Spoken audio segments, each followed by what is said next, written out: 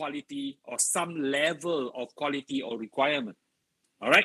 So basically, when you have a lot of this, means that there's a lot of attention has to be paid on some of these parts, components, and so on, so to make sure that it fits perfectly well into your assembly.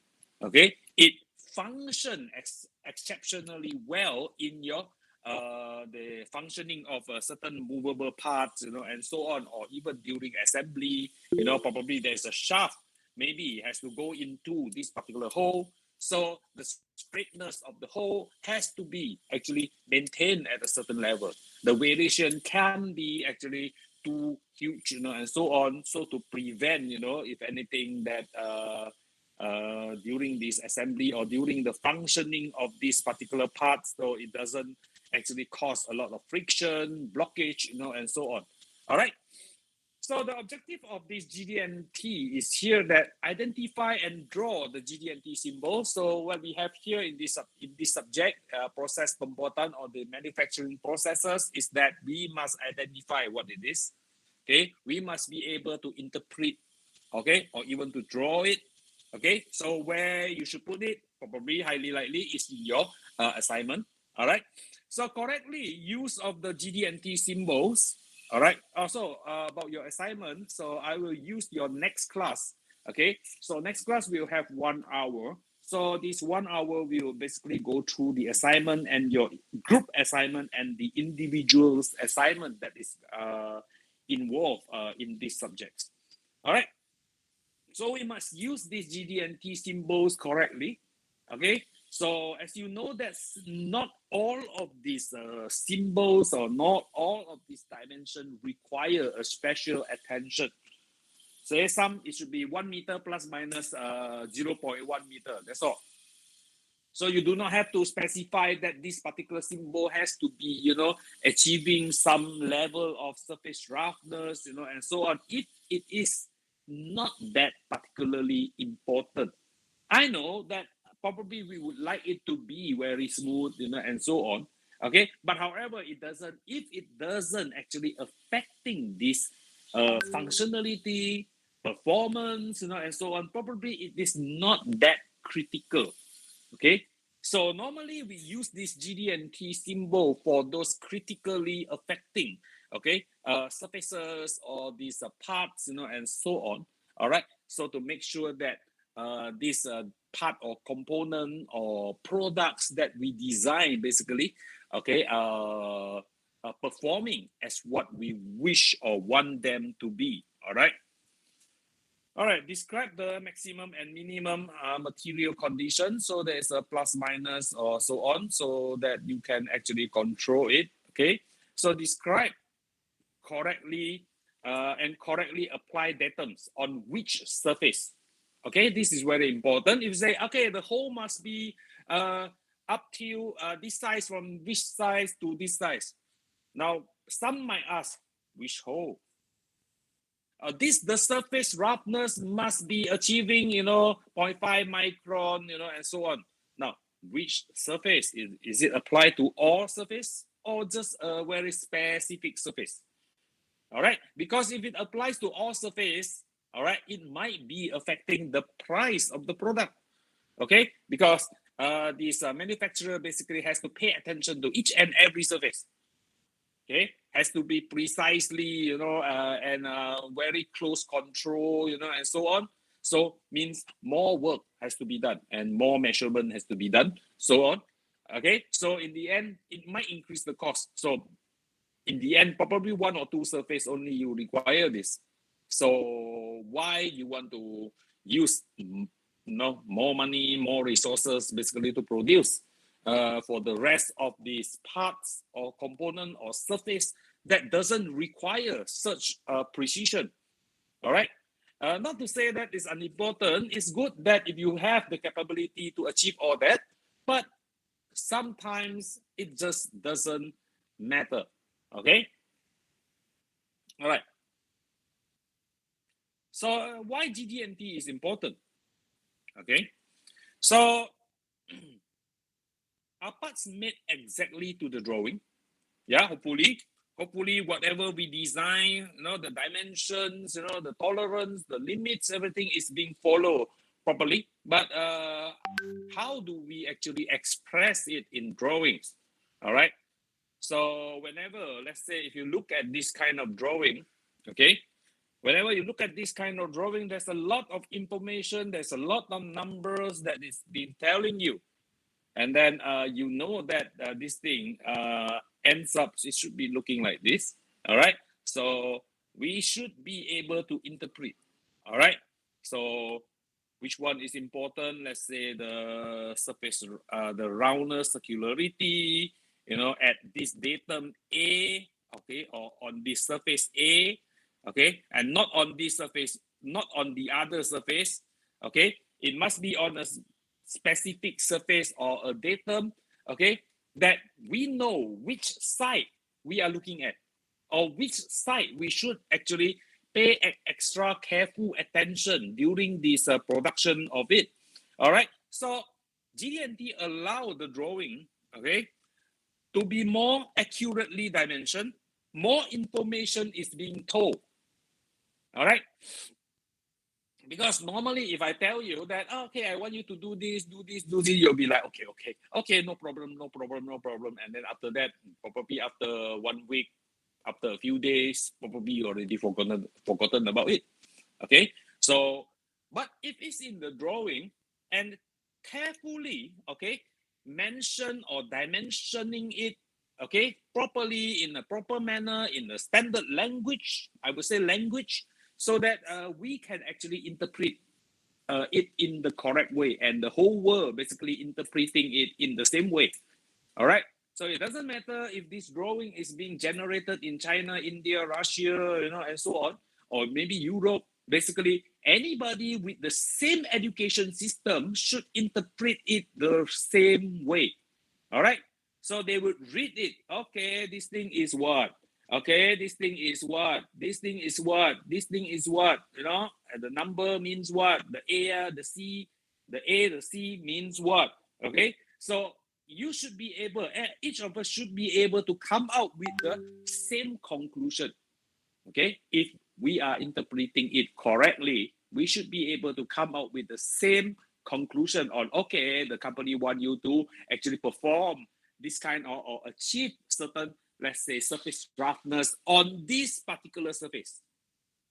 Okay? They don't, they need it. They need it for their special purposes, special applications, and so on. Let's say if you will to produce, let's say, a DVD disc, okay. So when I'm talking about, let's say, surface roughness on the surface, no, you know that DVD normally they have two surface. So one of the surface on top, normally you have this picture of the singer, the picture of the movie that express, what movie is that. But however, the other side of it, it will be as flat as it should be, as smooth as it should be. Why? Why this particular surface need to be very smooth? Because you have this actually data reader actually read from this particular surface. So if there is any uneven surface, so the light emitted by these sensors or anything, it will be reflected. Okay, it will be reflected to somewhere else. So you'll be having CD, keep on spinning, but it's not reading anything. Okay, because of this kind of imperfection in terms of the surface roughness. So that's why, if that's the case, then probably they will say, in GD&T, they will have this particular clause, okay, stating that, okay, this particular surface, you need what, or what kind of surface is required, and so on and so forth. All right. Okay. So this drawing concept, normally you have the tolerancing, okay? So the condition of this tolerance, okay? And then the result that will be produced basically has to be defined, all right? Okay, so as a manufacturer, normally we will look into our capability. Can we actually comply to such kind of standard level, or such kind of standard actually required by this customer?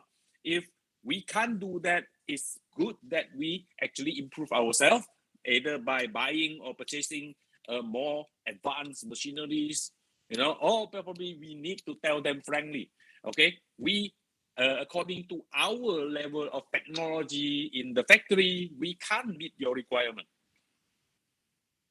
Okay? Or probably you need to find somebody else. All right. So GD&T actually stand for geometric dimensioning and tolerancing. So the dimension is a geometric, okay, characteristic on the size, which is specified such as length, angle, location, center of distance, and so on. So the tolerance basically is a total permissible variation in size. Let's say it's a 10. How come we can't write? Okay, I'll change the stylus.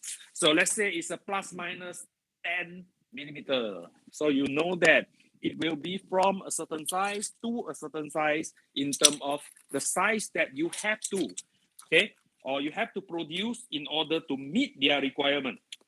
Because the customer will generally tell you, well, because we might ask, no, why it has to be plus minus 10? Plus minus 20 tak boleh ke? Can't it be plus minus 20? They have their reasons.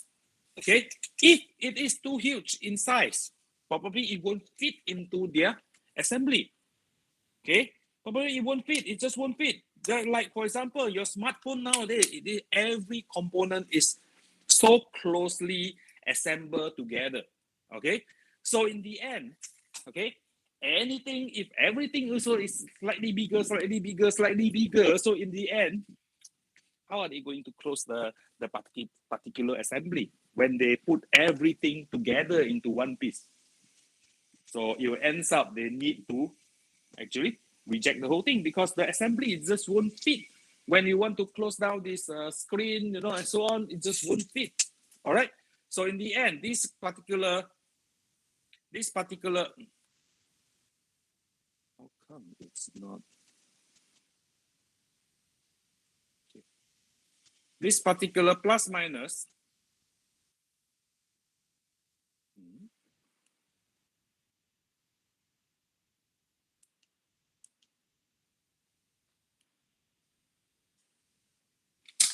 Okay, never mind.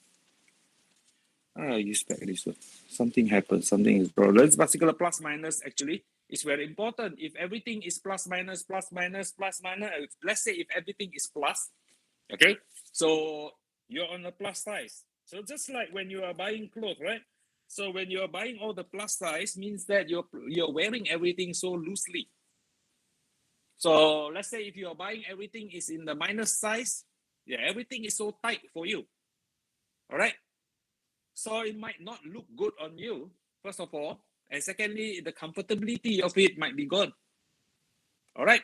So the skill development in the goal to learn how to efficiently tolerance part ensures that the parts function correctly. So that the parts will function correctly. Like for example, a piston is moving in the internal combustion engine. So I know that I want to reduce the friction for the pistons that is moving. But if it's too loose, so in the end, we might lose power. Okay. If it's too tight, means the friction will be high. In the end, we also will lose power. So we need it to be just nice. However, how just nice is just nice. So that would depend on the definition of this manufacturer or this maker. Okay, they are the one who decide which level is the acceptable level.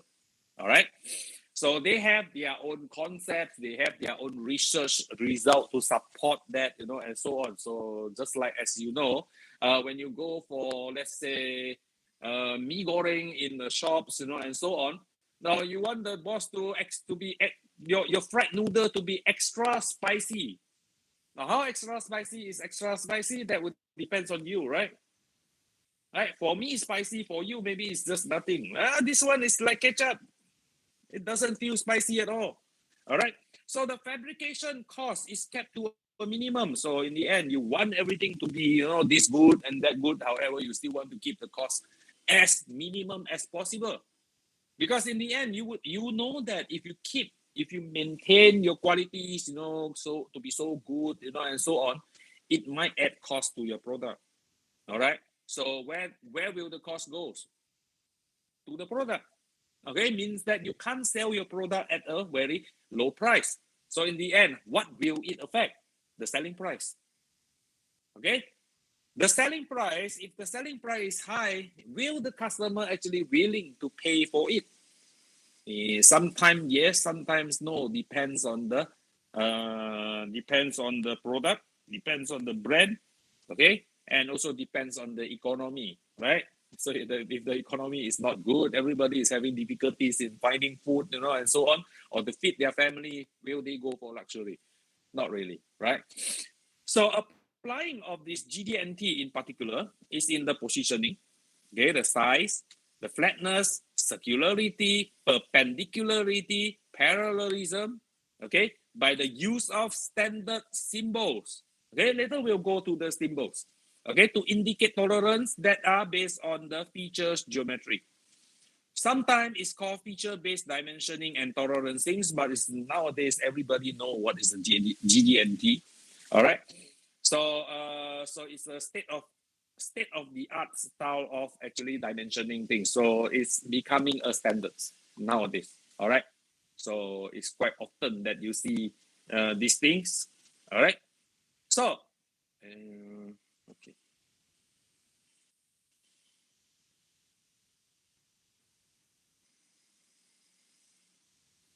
So the GD&T basically, okay, it's the features of size, it's the location dimensioning. So the tolerances zone, actual local size, and so on, actually is being defined in the drawing. So basically, it tells you more details in your drawing rather than just the size, the shape. Okay, you know that this is a square. The side A is what's the dimension like. What's the size like. What's the tolerance like, plus minus how much. But however, you do not know how smooth it want to be. If it never mentioned, we just assume that it's going to be normal smoothness. Okay, since you never stress any particular interest or in defining that particular plane or that particular surface, so we would assume it to be okay, just normal standard. All right. So the actual mating envelope, if there's any assembling in process. All right. Okay, geometry or geometric. So the G in the GD&T refers to the geometric form. Okay, so example, what is the plane, what is the circle, cylinders, and so on and so forth. All right. So there are more information, you can read through it. So actually there are more than 100 slides in this thing. So if you look through, okay, four, there are a lot of them. Okay, so I'll flip in a very fast manners. Okay, so however, the most important part I will highlight it. All right, so okay, so this GD&T, as you know that this okay, there's a lower maximum and the maximum, okay, or they call it LMC and the MMC. Basically it will define, okay, it will define that where is this thing. So if you can see from the line, okay, the actual line here, the actual line actually is in black color. That's the ideal size, so that we might produce something in the blue line. So slightly smaller, but how small is smaller? That one you have to define. Okay, and sometimes it will be bigger. Okay, so it's in the red dotted line. So how big is bigger? That one we also have to define, so that we tell them, I know that the exact 1.0 for this cannot be achieved. However, I'm telling you, it should be from, let's say, 0.95 to 1.01, let's say. So as long as you fall in between this minimum size or maximum size, is in within the control limit, then it's okay. Okay, because that would actually apply in our upcoming calculation part. Okay, whereby when we see that if two parts is being assembled together, if unluckily one of it is maximum size, one of it is minimum size, when it is being assembled together, what will happen? And what if both also at its maximum size? Now, what will it happen? Will it be a tight assembly?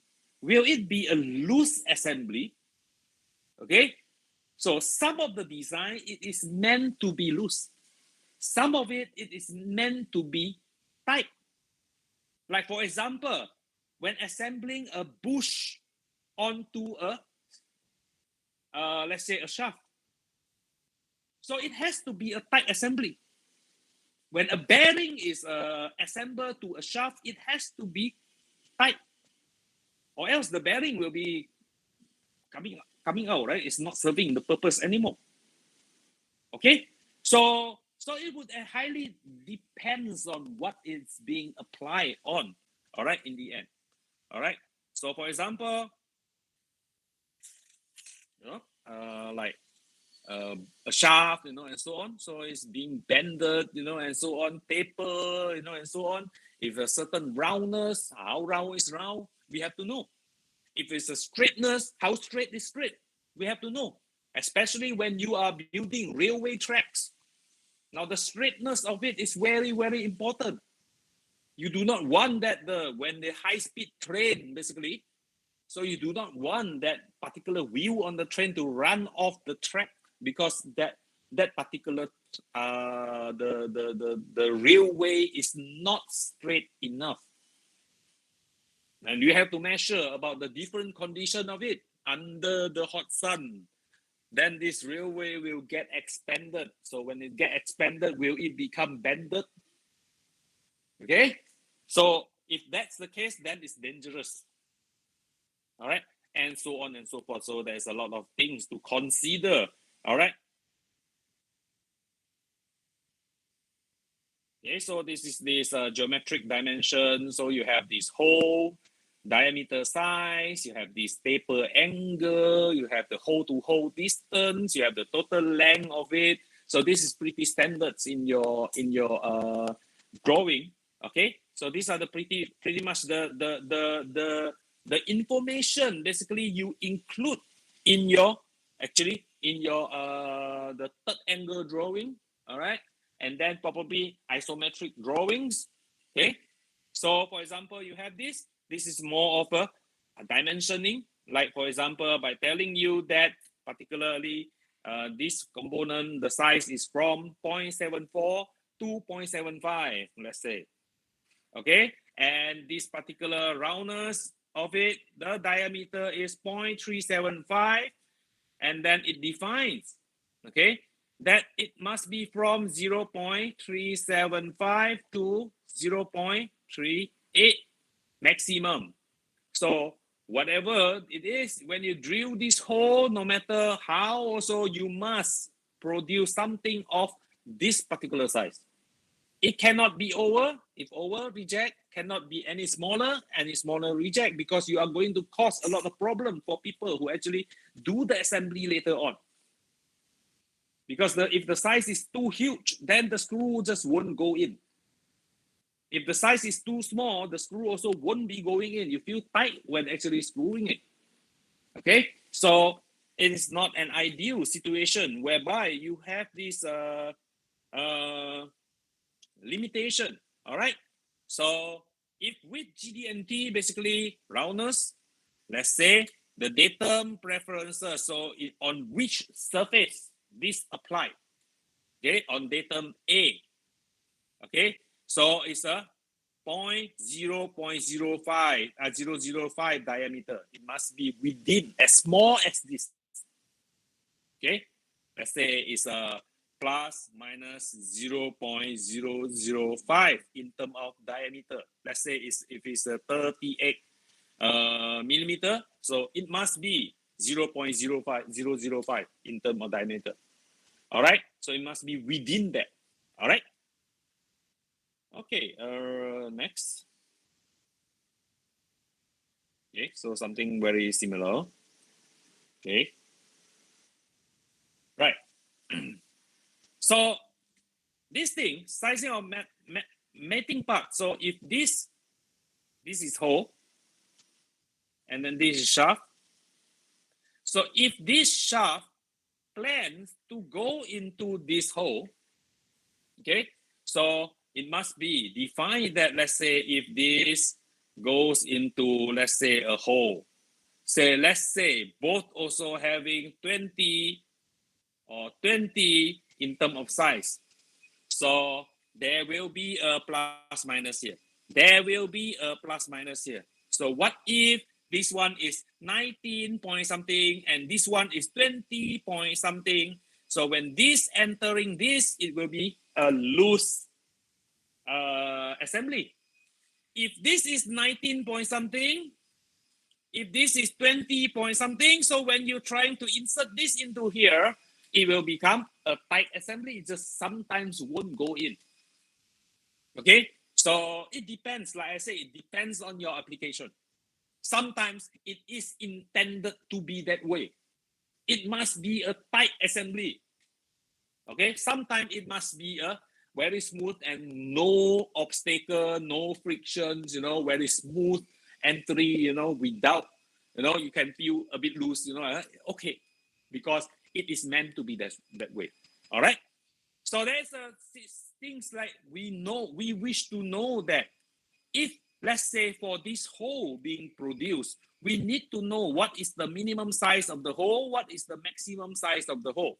If this shaft is being produced, we would like to know also what is the minimum size and what is the maximum size of this hole, so that we have a proper control that if, let's say, it is a bush going into a shaft, so it is meant to be tight. Okay, it is meant to be tight assembly, so that we know that it doesn't matter if it's a minimum size here or the maximum size for the shaft, or it's a minimum size or maximum size of the hole. Whenever I'm producing it under a certain control condition or a certain control size, it doesn't matter which hole and which shaft that I am actually picking it up. When I fix it together, it will be forever tight. So I want to know, let's say, shaft size from, let's say, 20 plus minus what, and this one 20 plus minus what. Okay, so in the end, both of them doesn't matter what size it is, what size is this. Both of them, when they made together, basically they will always produce a tight assembly combination, because it is meant to be a tight assembly. So I do not want that in the end, when I take one shaft and I take one bush, and whenever hey, how come this loose? Okay, this one loose as well, that one loose as well, this one loose as well. It will slow down the assembly. All right. So in the end, I do not want all this havoc. Okay, and so on. So this is called a deviation. Okay, basically, we would like to know a maximum and minimum size, or the upper or lower control limit or control deviation. All right, that we have. So in the end, like something like this. Okay, so that if this is, let's say, 0.499, okay, plus 0, so the maximum size is 0.499, and you minus 2 for the minimum variation, so it's 0.497. So you know that this thing, acceptable range is from 0.497 until 0.499. And how about the hole? Okay, plus 0.501, so plus 0.001. So you know that the maximum size is 0.502. And what's the minimum size is 0. So it's 0.502. 501 until 502. So you know that, let's say, if I happen that I have the maximum size of this, and I have a minimum size for this, okay, when both extreme condition is being made together. So you know that now I still have 0.002 gap, right? So means that these two, the combination actually will produce a loose assembly. Okay, what if I look at the other, okay, extreme cases? What about when the shaft is the smallest and then the hole is the biggest? So when you two, deduct, it's still, there is a 0.005 variation. Means that it is still loose. So means that if I will to control the production of the hole under this condition and the production of the shaft under this condition, doesn't matter it is at its maximum versus minimum, or the maximum here versus the minimum here, and all sort of combination, as long as it's within the range, it will be forever loose. Okay, it will be forever loose. It doesn't matter, okay, produced by which manufacturer, as long as they follow this rule, then the assembly will be forever loose. All right. So that's the meaning of it, having this kind of geometry, dimensioning, and tolerancing. All right. So here, okay, basic exact dimension. So this is exact dimension, this exact dimension. So whereby this thing must be 1.75. So maybe it's 1.752, 1.759, and so on, still 1.75. Okay, so some of it has to be exact. Okay, and of course, when you're talking about this one, when you look here is a plus minus. So this means that this thing here doesn't matter if it's not exactly the 0.625. All right, so it's a basic dimension. All right,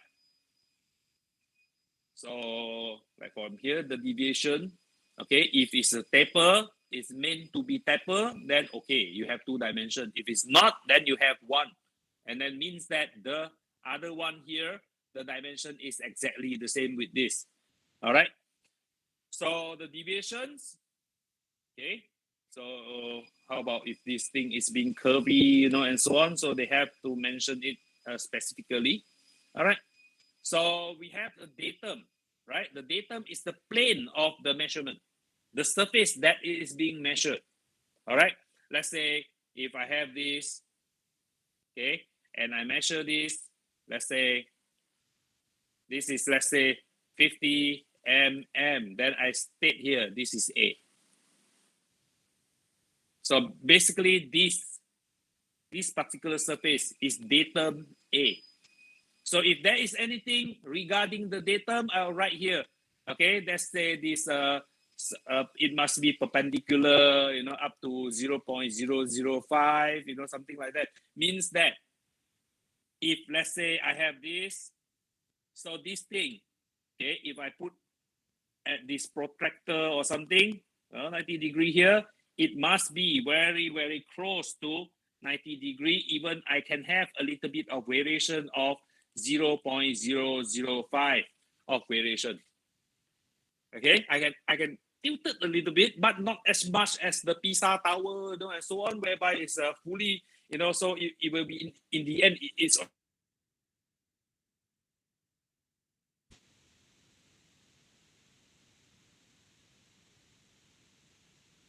this kind of thing to happen. So that I must mention, especially clear that, especially this particular surface, okay, datum A. The perpendicular is how much? All that. I have the surface roughness of how much, and then I might, let's say this particular datum B, the circularity, is how much? Because in the end, whatever that looks like circle in our eye, probably it might look something like that. If we will to perform, let's say, a circularity test, it just look as if it is circle, but it might not be circle.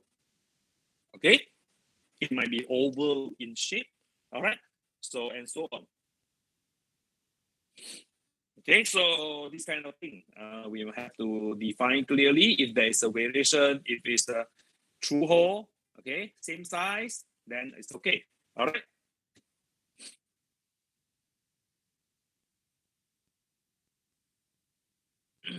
So in this geometry tolerance is the maximum permissible variation, okay, from profile orientation, location, run out, and so on and so forth. All right. So okay, this one not so important. Okay, so more form like straightness, flatness. Excuse me. Okay. So for example, okay, so this is the symbols, okay, of geometric. So this thing is the straightness. How straight is it? So where should we apply? Let's say one of these application is like the railway track that I mentioned just now. So the variation must be, okay, 0.005. So means that, as the railway track, when it's straight, so maybe I can just allow, slightly off track. So this one, the next one, because as you know that the railway track actually is separated from one another. Okay, it's separated. They will leave a gap from one piece of track, okay, to another piece of metal. Okay, so they'll leave a track so to prevent, something like, under hot sun, this thing might expand, and so on. So maybe a little bit of variation, so the view of this train actually still can take it, and so on. All right. So the length actually require, the letter height, so this is this how do you actually insert this GDNP into that particular drawing. For example, if we will to look into the next slide, let's say for this particular part, how come this thing is black in color? Okay.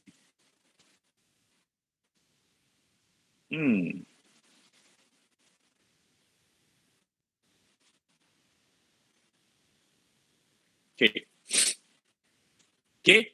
So this thing, the height is 0.80. So this particular surface, okay, it never mentioned this particular surface, yeah?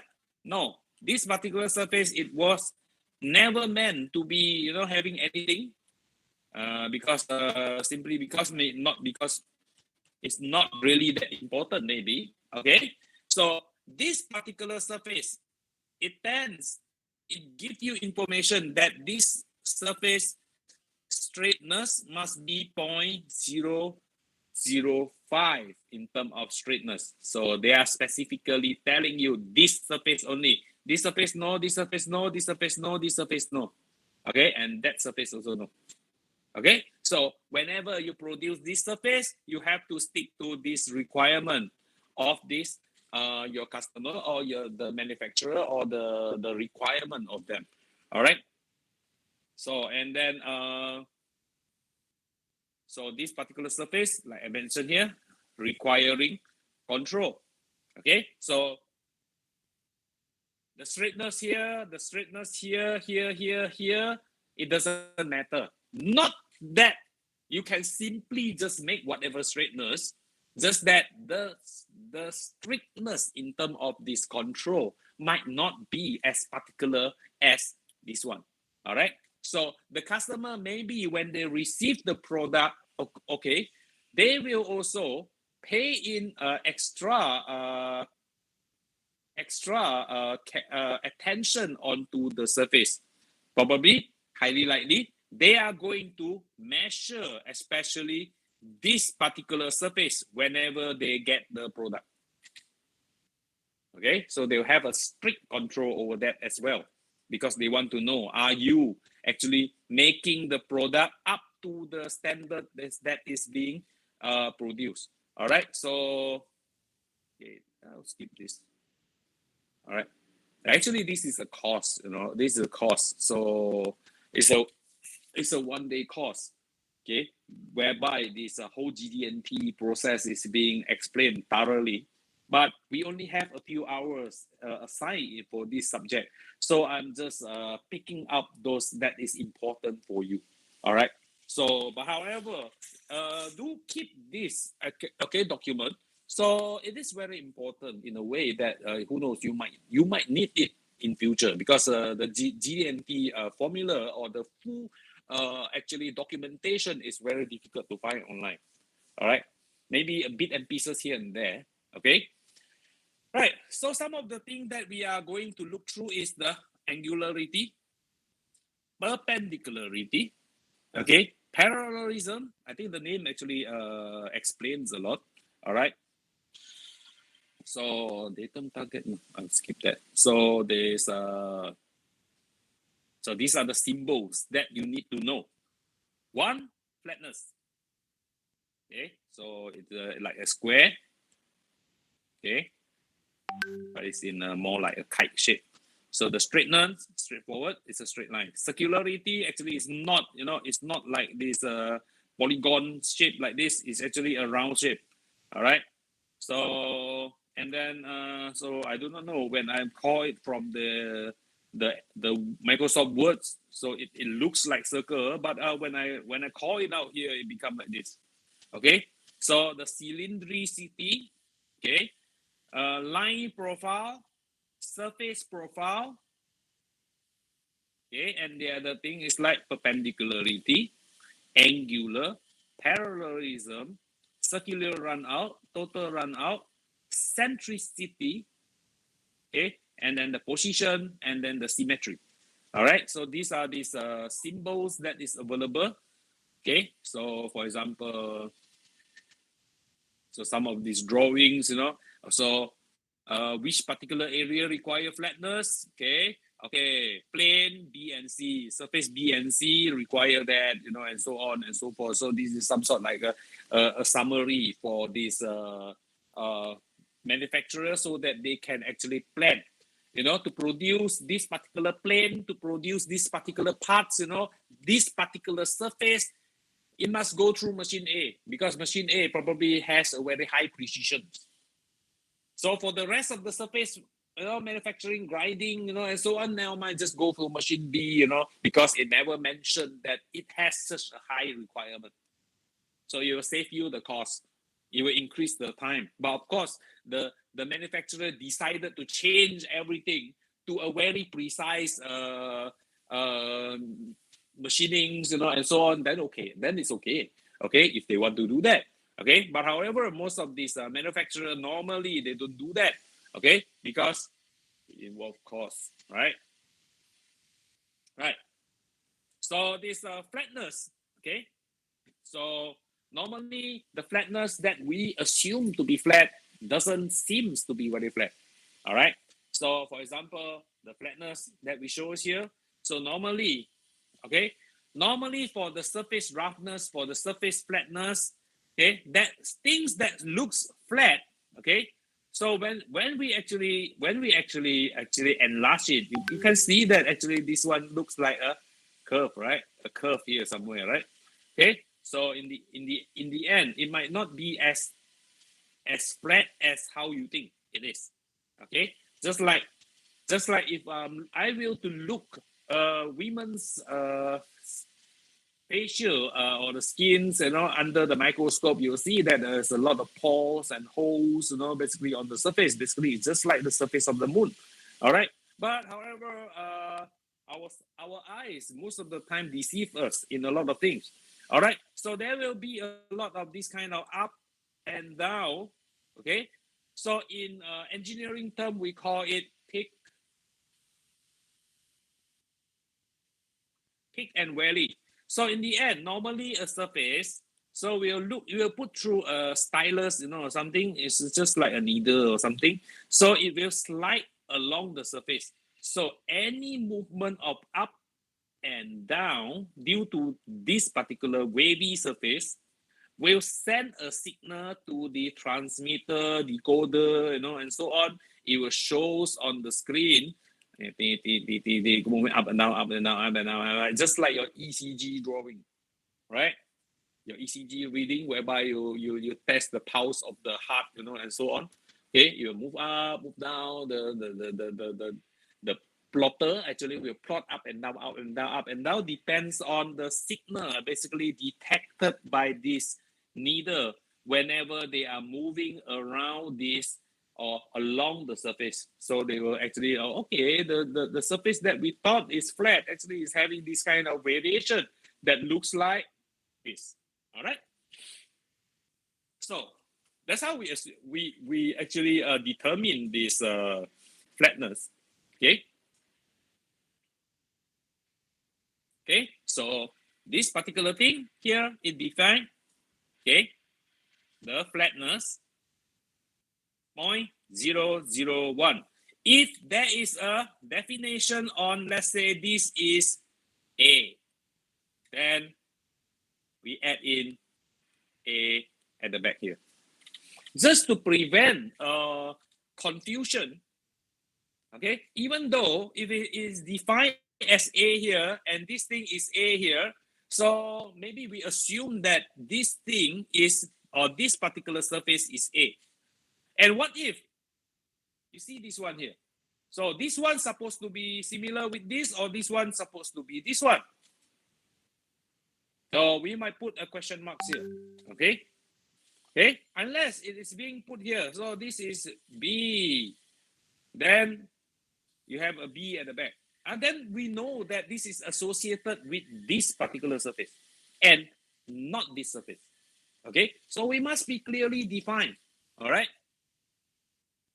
And if this is 0.001, this is 0.001, it doesn't matter whether it's A or B. Okay, what if it's this is 0.005? The condition is different. Then you might end up, not actually performing or not actually producing something that is required. Okay.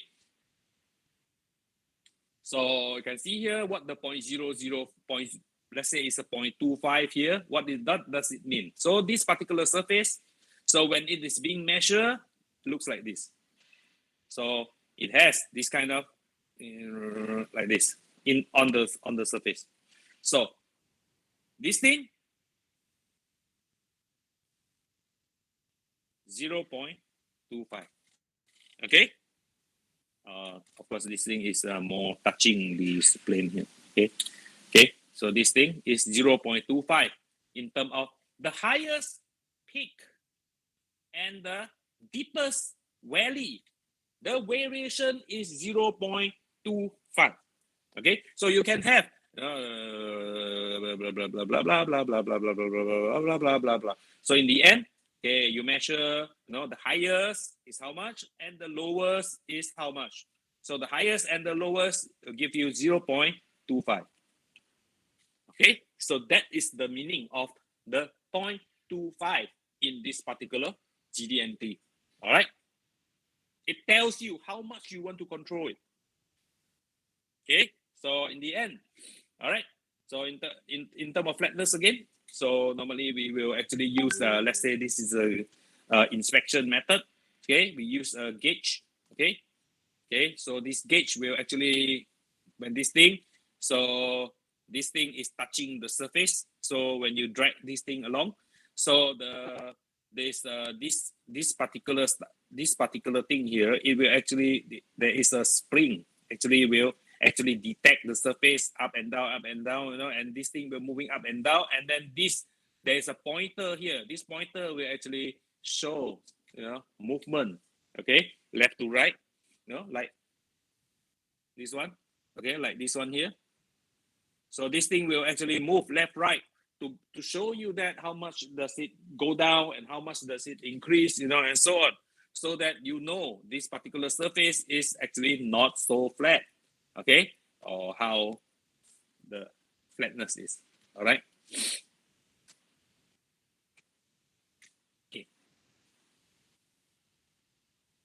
Okay, I think this one you can go through. All right. So we move on to the straightness. How straight is straight? Okay. So we define this to be, let's say, this plane to be 0.001. Okay. So this thing must be 0.001 deviation of straightness. How am I? Have you ever tried using a ruler to draw a straight line? Sometimes it's a little bit deviated from the straight lines, a little bit, but it still looks straight. But when you put together all the straight line, you can see that something is not right somewhere. Okay, it's not really that straight. So what's the deviation, or what's the level of non-straight, no, that you can actually accept? That would depends on how you define this straightness. All right. So how they actually going to define that? One of the method that I know is that they are using laser. All right. So if I will to put something that's straight, okay. So I have a laser here. Okay, this laser will transmit a light. Okay, it should be received by this thing with no problem. So if this thing actually is not straight, it will hit somewhere here. Okay, it will leave have you been using this laser pen, and so on? When you press on the laser pen, it will leave a dot on the wall, or something. So we are using this as presentations. During presentation, we want to highlight. We want to show the audience, okay, this is what I mean. This particular area, and so on. So it will actually show a stain of light actually onto the surface. Then this thing actually indicate what this thing is not straight. Okay, then only you will leave something like this, because we are not meant to actually have this. It was meant to have this light, okay, transmitted here and received by the other end. So anything that is not straight on this surface will actually block the light, okay, block the transmission from going in the straight line. All right. Okay, so the straightness, so this thing you can look into it. So because this thing is very much about this metrology, and so on already. So I will not go too much into this actually, okay? Because it's not a cost, okay? Just that I want to let you know that these symbols is available. Actually how to read from it. Just like engineering accounting, okay? Just like engineering accounting, when I will to give you an account, and so on, I never expect you to actually go and put it, this particular spending to the left, this particular spending to the right, and so on. You just need to know, how do I get the figure? Okay, what this figure means. Okay, up to this point, I think it's all right. Okay, it's all right. Okay, so because as the name of this subjects is called manufacturing processes. So there's no point of going too much into this metrology. Not to say that metrology is not important, just that you have other channel to basically learn more about this. All right. So this is to measure the circularity, okay, the straight line, the circle actually, if you see from here, this circle actually looks like not really circle, right? It's a bit elongated, and if compared to the width of it, it's slightly lesser. Maybe because I when I try to enlarge the size, I do not do it properly. Maybe because of that. Okay, so that it looks, when it's small, yeah, it looks round, just like how our Earth is right. So when an astronaut actually snap a photos, actually send back to Earth, and when you see the photo, then you will tell yourself, now our Earth is not really round. It's round shape, but it's not really that round. Okay. Okay, so this is where we learn have our circularity. So as you see that something that is circle, okay, doesn't actually appear circle. Okay, you have here you see the contact point here. the contact point here, and the contact point here. All right. So it's not really a circle. All right. So how or what level of this can you accept? Okay. So that would depends on this the design of this thing. Okay. So this thing is circularity. Okay. And then next we have cylindricity. Okay. How cylinder shape it is, and so on. So when it comes to cylinder, when you already determine the circularity, so when it comes to cylinder, okay, how will be the effect? So the circular maybe affect the how you insert it into a hole. When the cylinder, how this whole thing is moving in that particular hole. Okay, that would be the problem. Okay, so it might appear, cylinder, yes, but tapered, or cylinder, yes, but slightly fat in the middle, or maybe cylinder, but something like that. So how smooth or how will it affect the whole thing? So we need to know that this variation,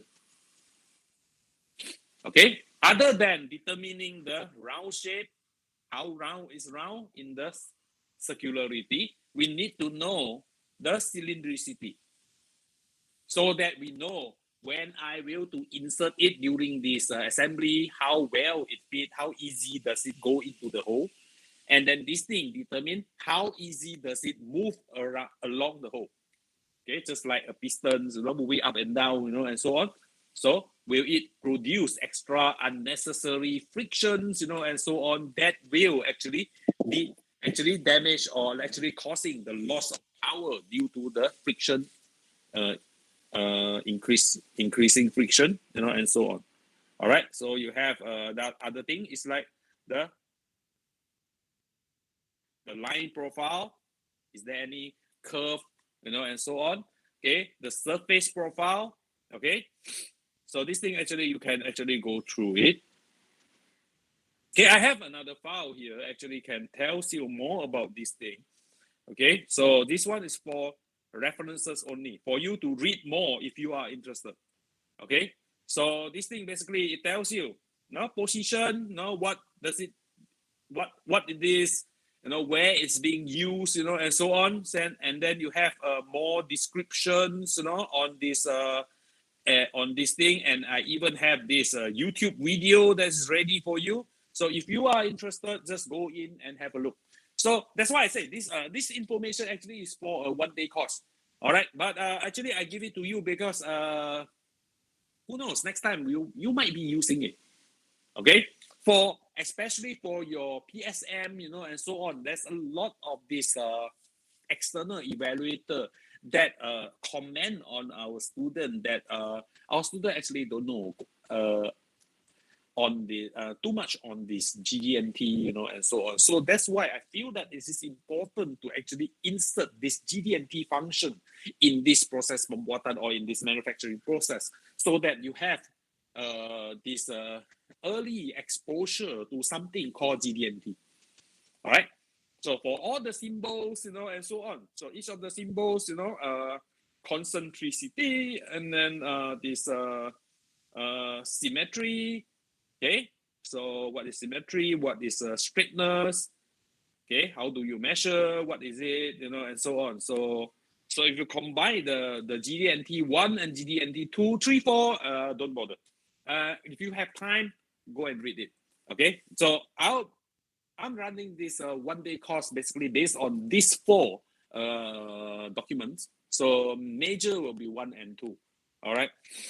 So you have this flatness. How flat is this thing?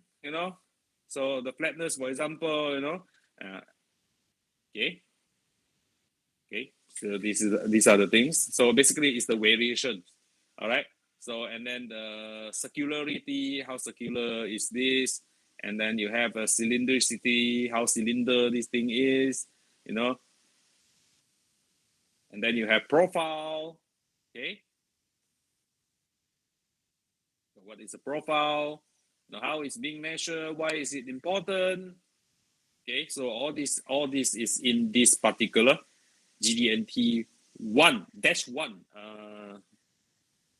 document. All right. Okay. So I know it's a bit long and windy, winding here and so on. There's a lot of information here. Okay, for a few hours lecture, it might be a little bit heavy on for you.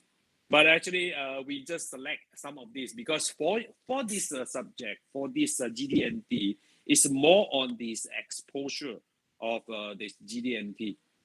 So right now, we still actually discuss with the ESC basically on this thing actually should be implemented in the engineering drawings and technical drawing whereby you learn and you practice it when you draw the drawing, or even you actually practice it by measurement. That would be more more benefits would come out from it rather than have it in the process, because this subject is called manufacturing process. We should be talking about process more than these drawings and so on. But however, we have this chapter 2 whereby we have these dimensionings, and so on. We have these limits and fits, tolerance. So it's a little bit applicable here. So this faculty basically actually want this actually to be included here. So that's why it is being included since last 2 semester until now. So this will be the 3rd semester. All right.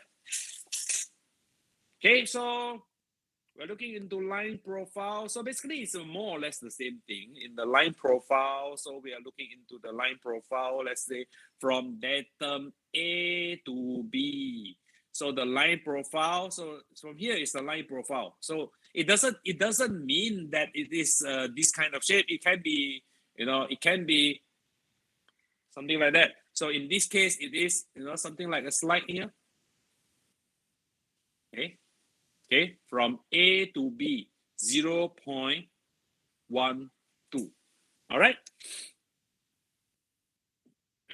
So you have this surface profile. So line profile, just look at one line. Surface profile, you look at the whole surface.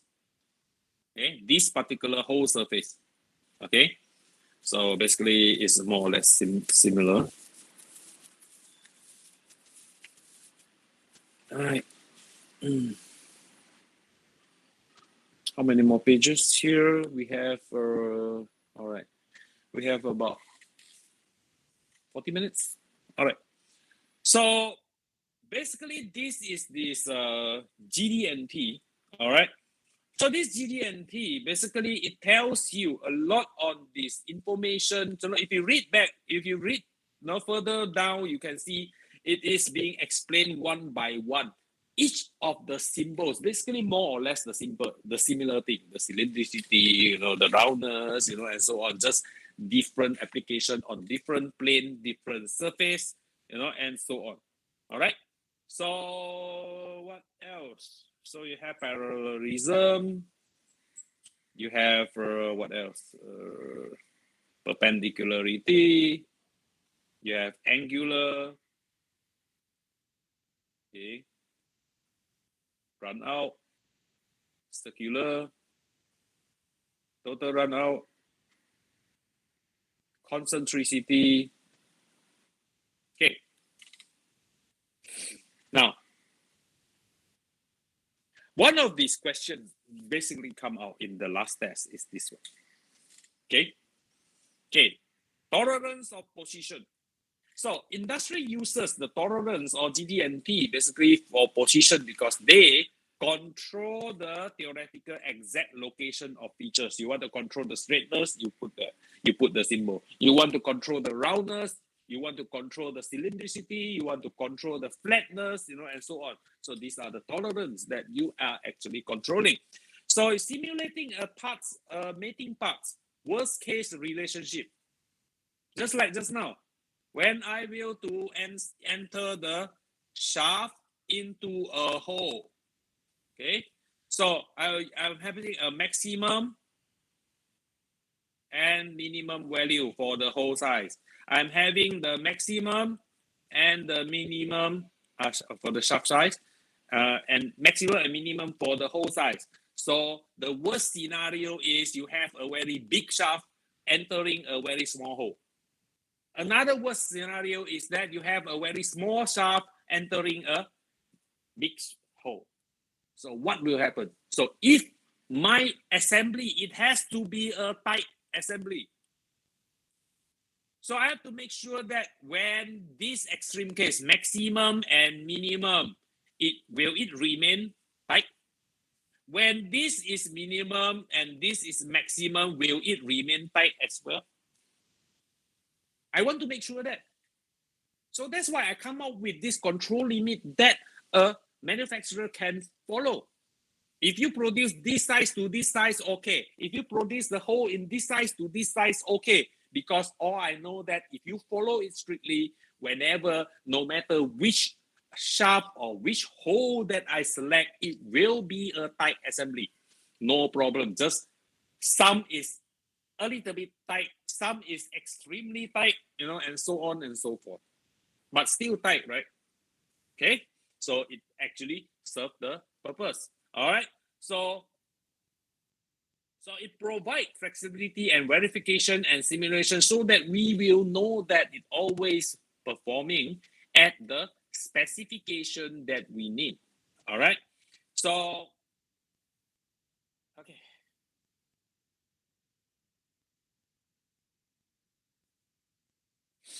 Okay.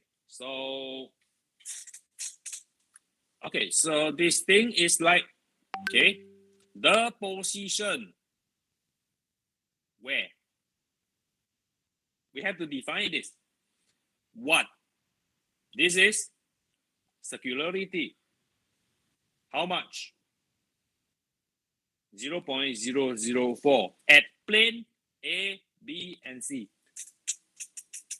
This means that at plane A, B, and C, the circularity must achieve here. Let's say I draw a drawing that might represent this. So let's say if I have this, if I have this, and if I have this. So it looks like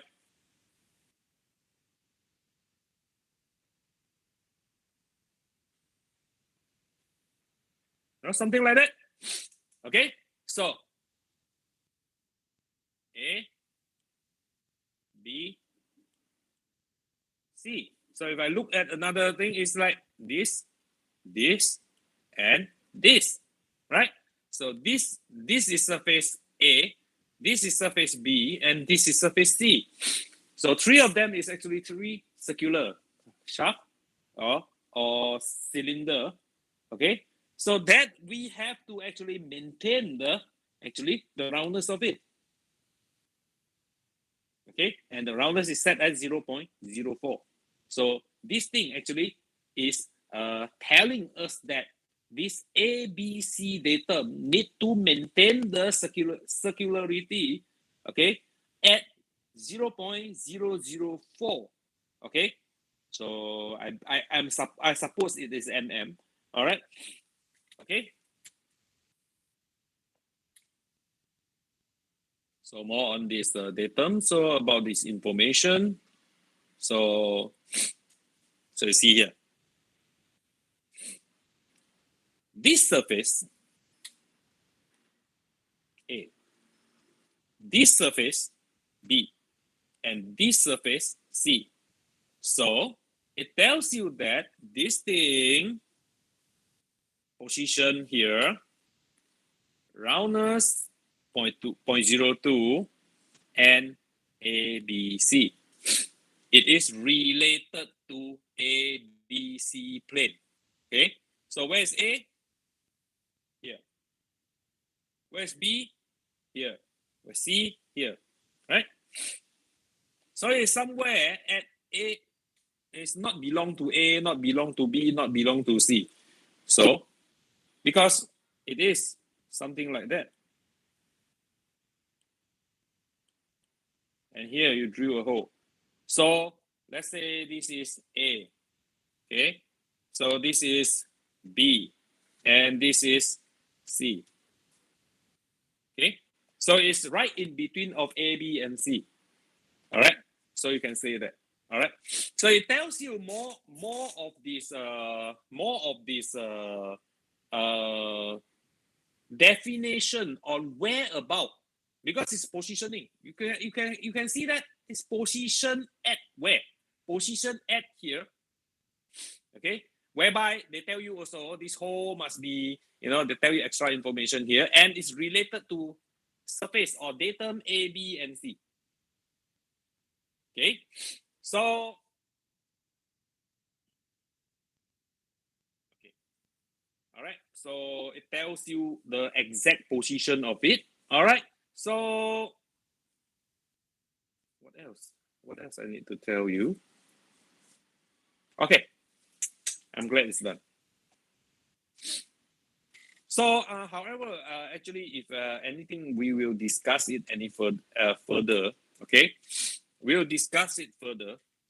All right, on this one. All right. So, okay. Okay, we move on to the next thing. Actually, in this chapter. Okay, so because there's one thing that I left out from the previous the notes that I have. Okay, so just wait for a moment. Okay. Good. Oh, wrong thing. I'm looking at the wrong phone. I still haven't transferred my old everything from my old phone.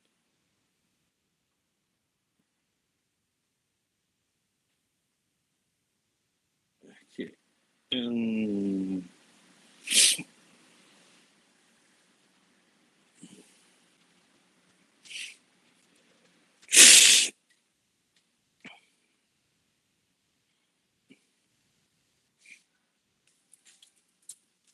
Okay, let's continue with this. So if you left out the from the previous the video that I share with you, all right. So we already go until here, finish, right? We finish this. Sorry. So we already finished this part, okay? In our last video, okay? Finish this one. However, one part is still missing. One part I say I'll be coming back, okay? I'll be coming back for it because this particular part is very, very important, especially when you will have test questions on it, either one question or two questions, okay? But the previous two semesters questioning style is one questions from here, and it carry a lot of marks, okay? It carry a lot of marks. So another one question is from G, D, and T, okay? All right, limits and fits. Now, what is limits and fits? Okay, so engineering drawing actually do not state the type of fit. All right, whether these two things when they fit together, whether will it be just nice, loose, tight, and so on. Don't know. Okay, so unless it's being stated, okay, or else we just won't know how the assembly will be. Will it be tight? Will it be loose? Will it be anything? We just don't have any clues. All right. So unless it's being defined or the manufacturer actually specifically actually request to stay at such or certain dimensions, and so on, so that it can be fit, and so on for better application purposes, or else we just produce, you write there, plus minus how much. I will just produce plus minus how much without giving much care about how it's going to apply. Since you say so, I will do so. Just like going for a meal, right? Tambah chili, add spice, add chili, add chili. I just don't care whether when you put inside your mouth, will it burn your stomachs, whatever. Since you want it to be more chili, you want the whole bottle of chili, I'll put the whole bottle of chili. Okay. All right. normally that's what we do, right? All right. Now, memorize this. Okay. Because normally we will want you to draw this as one of the conceptual drawing whereby either you understand what is a limit and fit or no. Why should I say so? It's just like when I'm telling you a shaft is going to enter to a hole. Okay, the size is, let's say, 30 mm, and this size is 30 mm. So if 30 mm and 30 mm, just nice, it will go in, no problem. If in a perfect world. However, we know that there will be plus minus something. This plus minus something basically will make this, let's say this is 30 mm. So it's a plus minus, so means that there will be a certain variation. Okay, I'll try to put in color. Okay, let's say it will be a plus how much, and a minus how much. Okay, let's say plus minus 1. Okay, so this is 0, 30, and this is 31, right? So this is minus 1, right? Okay, but of course the size minus 1 doesn't actually appear, doesn't actually logic, right? So this is must be 29, right? So it will be 29 to 31. So the minimum size is 29 mm to 31 mm.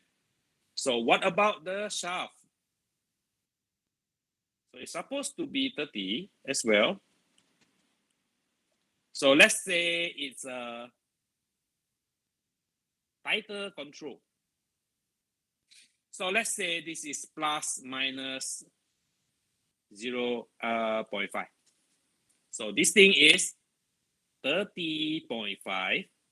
This thing is 29.5. So by obvious looking at it, the hole size, the shaft size basically is all the time bigger than the hole size. Is that so? Because the highest control is 31, the highest control is 30.5, is 29, 29.5. So you have a smaller hole, right? Because the control is plus minus 1, this is plus minus 0.5. So is that so? What if I'm taking this 31 minus with this 31 minus with 29.5, you get a positive value. Okay. So what does it mean? Means that the shaft is bigger than the hole. So when the shaft enter the hole, when the shaft want to make attempt to enter the hole, it just won't go in because the shaft is bigger than the hole. Okay, we look at another case. When this is 29, when this is smallest, when I want to enter to the maximum hole size, so it will be 29 minus 30.5. So it's a negative value. What does this tell you? Okay, so if the shaft is maximum size entering the minimum size of a hole, you get a positive value. Cannot enter, too big. When a shaft is at the minimum value, which is 29, and it wants to go into the maximum hole size, which is 30.5, you can enter because the shaft is smaller than the hole. So anything that is in between here and in between here will end up with sometimes you can enter the hole, sometimes you cannot enter the hole, correct? Which means it gives you a what we call here is the transition kind of fit.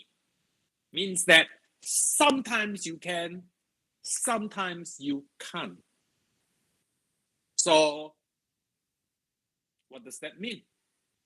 Depends on application.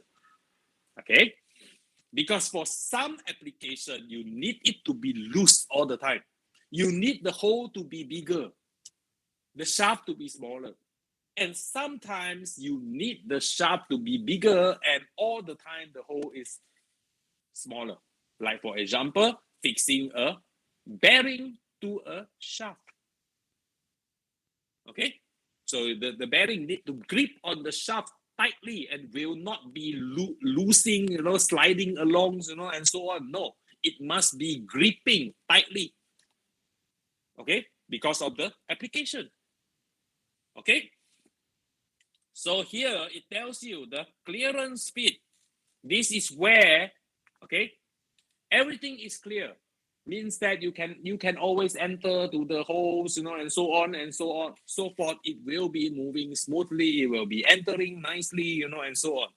If it's a transitions, means that sometimes yes, sometimes no.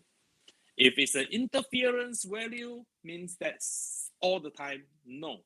So if based on the explanation just now, interference is the negative value whereby you have negative and negative value. So what does it mean? So just now there is a plus value here and the negative value here. It's a plus and minus. So this plus and minus will contribute to this transition situation. So if it's a clearance, means that it's always a plus and plus. Okay. All right. So we go into the example of this. Now, if let's say considering one component of size 50 of diameter is mated together, means that there is a hole and there is a shaft, and both of the size is 50. So I have a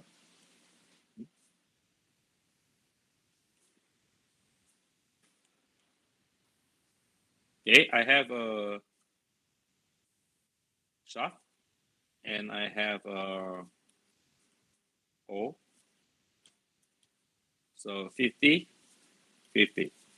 So here it mentioned that the hole is 50 H7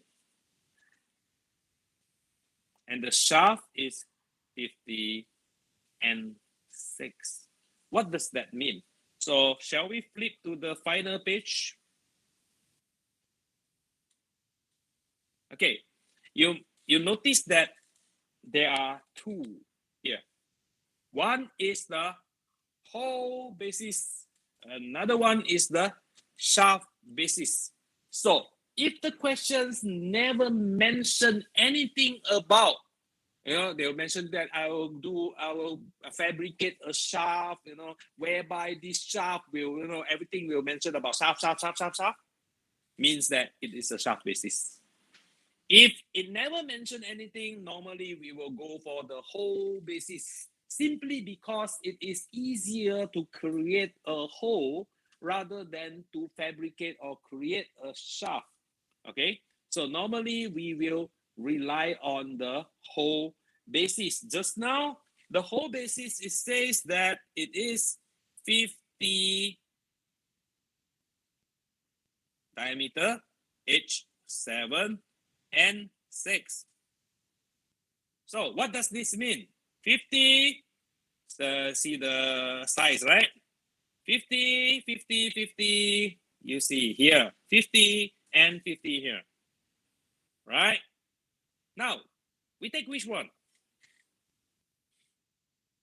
Okay, so if you look at here,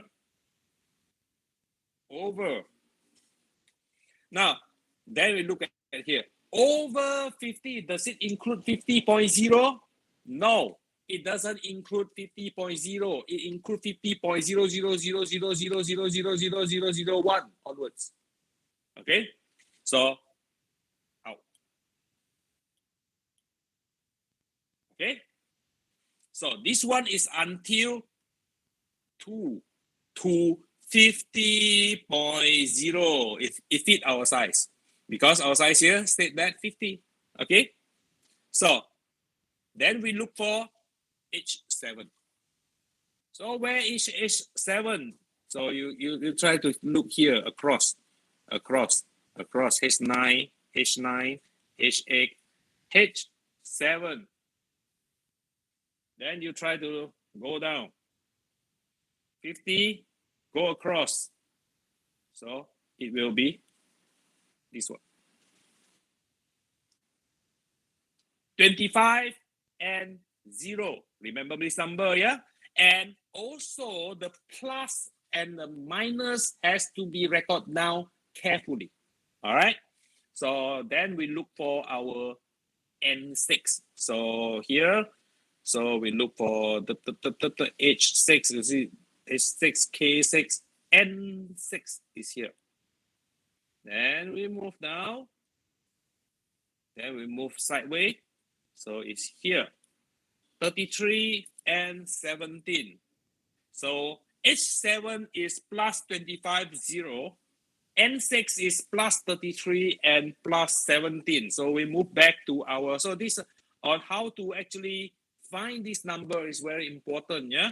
So if you, let's say if you mistakenly ends up, taking the wrong track, you see here, 35, 0 and 30, 0. And then your N6 will be 20, 39, 20. Okay, so it will be a big variations here. So here is 25, 0 and okay, this one and 33, 17. All right, so we move back to this page. Okay, so here here I do actually add okay a step-by-step explanation on how to actually get this number.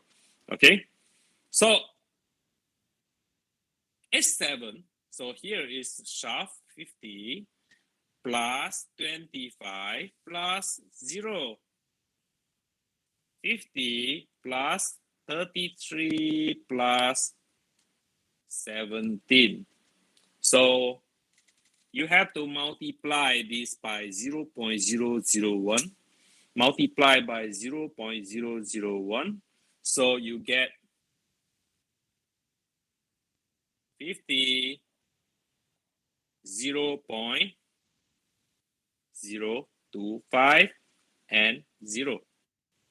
And then this 50, 0.033 and 0.017.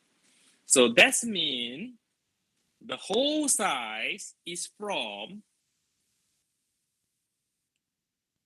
diameter 50 to diameter 50.025.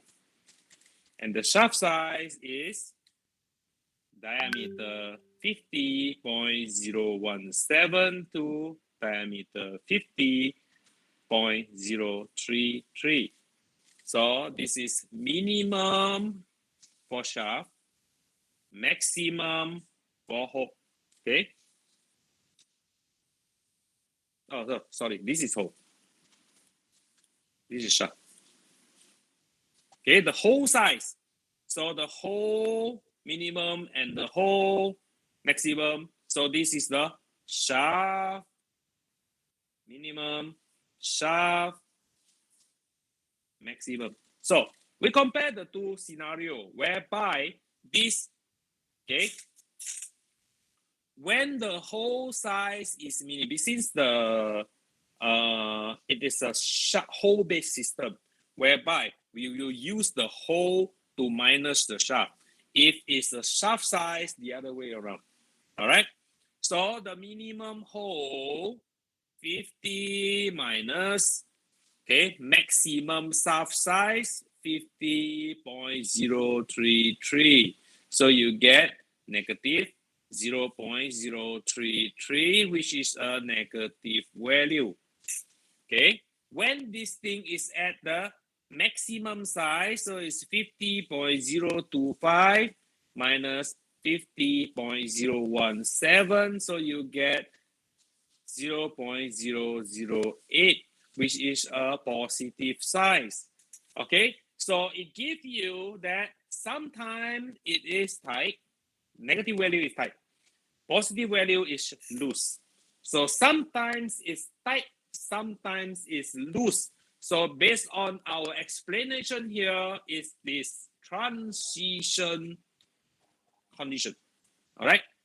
So, but actually, if I were to go back here, actually it give you a hint. Okay. Oops. Here.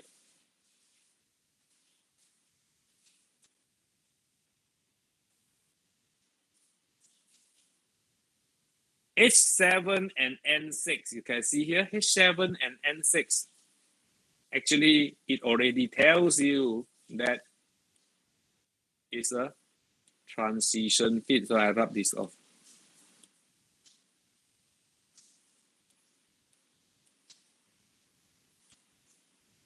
Okay.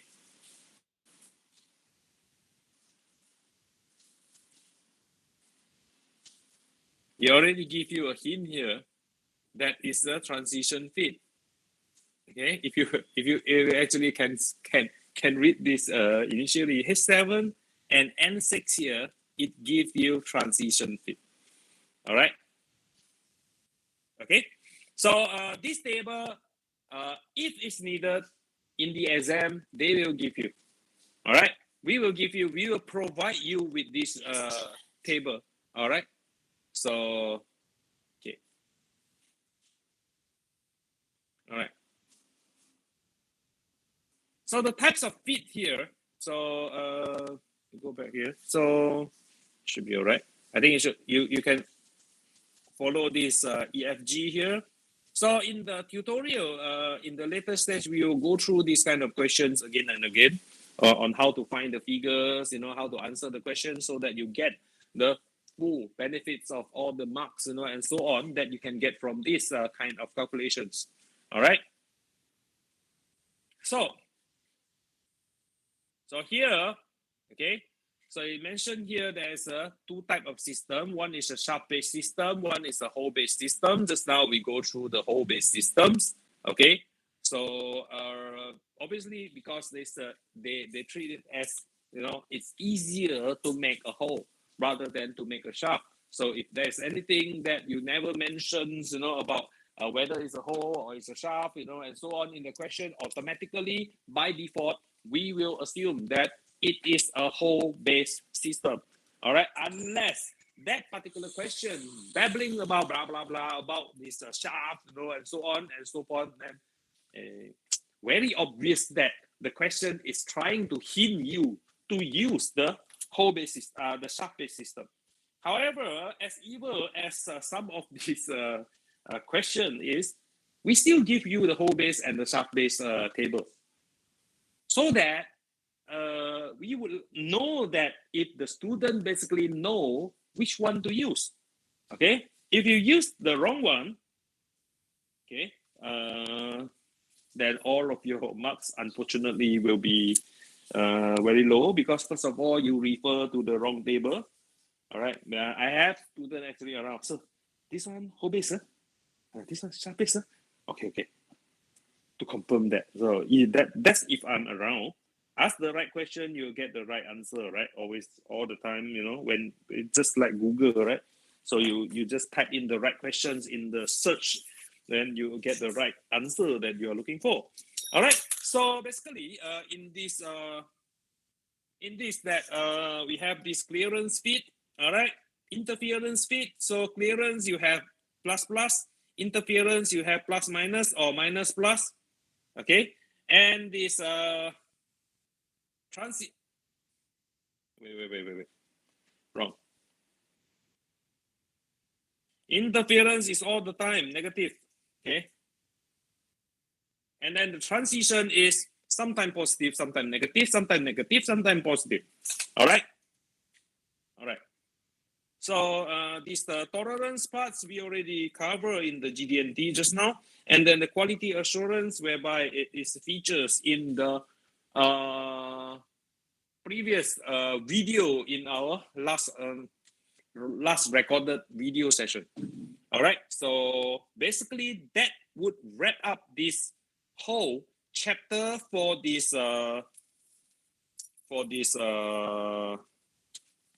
chapter 2, include the GD&T part. Now, in the next class, all right, I will talk more about the group assignment and the individual assignment. There are 2 individual assignments. One is on the plastic or polymer. Another one is on the CNC. That's one of the small chapter that is in these subjects. Okay, so hopefully that you already get all your groups members, and so on. If you don't have a group member yet, try to alert me, and I'll try to squeeze you into any of the small group. So still remember, I talked to you about how many group member. Okay, so just stick to that. All right. So I'll give you the true the layout of this assignment, on how to do it, what is to be expected, and so on. So meanwhile, what you have to do is to form one group and then find a product that require assembly. All right. So I want you to split this into 3 categories. One is on the info, okay, drawing, blah, blah, blah about this particular product. Another one is on the material. Another one is on the process. Okay. So it's on this particular area that this particular 3 area that I want you to look into. Okay, this one include drawing. You can include GD&T if there is applicable. So depends on what kind of products that you are choosing. Some of the parts, some of the components, some of the surfaces basically require a strict control in terms of GD&T. If that's so, that means you have to include that. Try to include or try to identify that particular thing. If you say so that okay, my product, it doesn't require GD&T at all, fine, because as long as the explanation, the argument is logical, applicable, then it's okay. Okay, because not everything actually requires GD&T, right? Because for normal application, and so on, it doesn't actually necessary to actually include the GD&T. For some special application, for some special parts, component surface, and so on, maybe yes, very essential. Just like, for example, the railway track, the linearity is very important. Okay, so for example, the pistons moving, and so on, the cylindricity, the roundness, is very important. All right, so that would depends on how you actually sell or put yourself and structure your assignment. That is important. All right, I think that's all for today. So in the next chapter, okay, I'm going to skip the polymer section, because the next on the paper, okay, next on this lecture plan is on polymer. But however, polymer just actually the only thing related to you is on this small assignment on this polymer. All right, so my suggestion is that I will do a recording, of during my own time on this polymer thing. Well, probably it will take about 2 hours or so. All right, and then okay, next one I will move into CNC first. Okay, because it involves a small assignment, small individual assignment. So I will move into that first. So for your information, your test will only include chapter 1, 2, and the GD&T session. So GD&T, of course, include those limits and feeds, and the calculation just now, and so on. So up until what we have so far since our first class until now, all right, all of it will be features in your test 1. So the test area will be from chapter 1, chapter 2, and until this GD&T things. All right. So other than that, no. Okay. So test 2, okay, I know test 2 is still far away, but test 2, whatever come out in test 2 will not be features in final exam. And whatever come out in here in test 1 also will not features in final exam as well. And plastics, polymers, manufacturing also will not come out in the final exam. All right, so bear in mind. But however, I'll keep on repeating and reminding you all. All right, so okay, so if you have time, go back to listen to this previous recording to find out that which area that I stress is important, and not important. Not to say not important, but those that always come out in the test, and so on. So just stick to that, because more or less, highly likely it will be surrounded in this particular field area only. Just the question might be different, the creativity of the lecturer might be different, and so on and so forth. All right, I think that's all for today. Thank you very much and have a nice day. I'll see you in the next class. Thank you. Yes, sir. Thank you, sir. Thank you, sir. See you. All right, see you.